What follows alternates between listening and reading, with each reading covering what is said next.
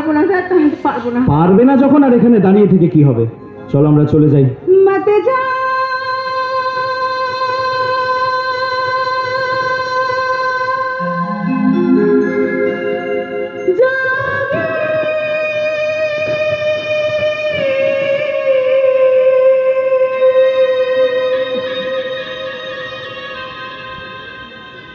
मत जा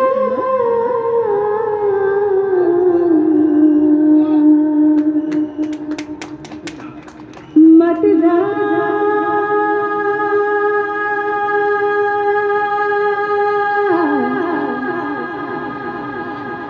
जा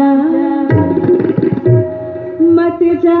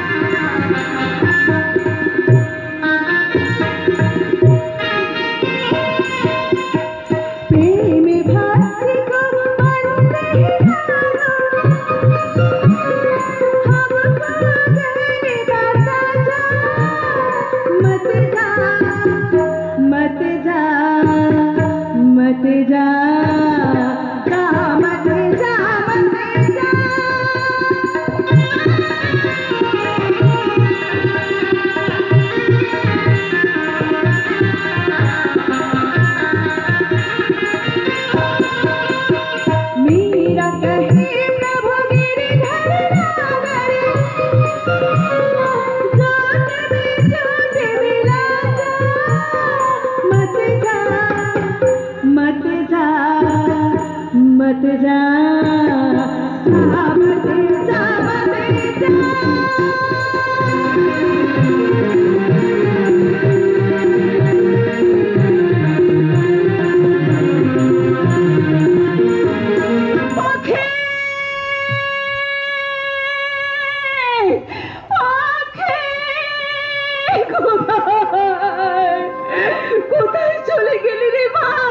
কেন চলে গেলি?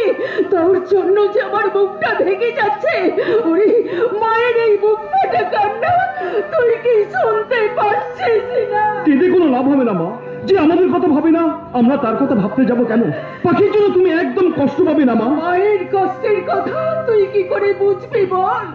10 মাস 10 দিন গর্ভে ধারণ করে যে মা সন্তানের জন্ম দেয়, এই গর্ভধারিণী মা কখনো সেই সন্তানকে ভুলে যেতে পারে না। কিন্তু সেই সন্তান তো তোমায় ছেড়ে চলে গেছে।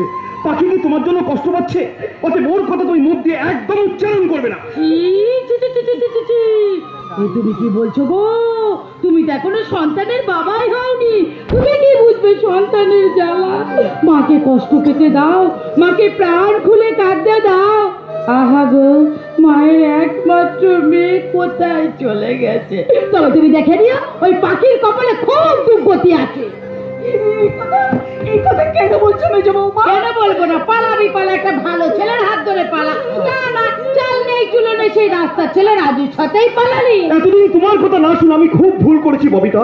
সব দোষ বড়দার। বড়দার প্রত্যেকটা ভুলের জন্য এবার আমাদের মাসুল দিতে হবে। আপনি একদম কষ্ট পাবেন না। আপনার মেয়ে পাখির মতন মনে করবেন আমাকে। আমি পাখির অভাব পূরণ করে দেবো, আমি তো আছি। ববিতা, আমি তোমার মুখ থেকে কি কথা শুনছি? তুমি কি সেই ববিতা? আমার কথা শুনে চলো, দেখবে তোমাদের সবার ভালো হবে।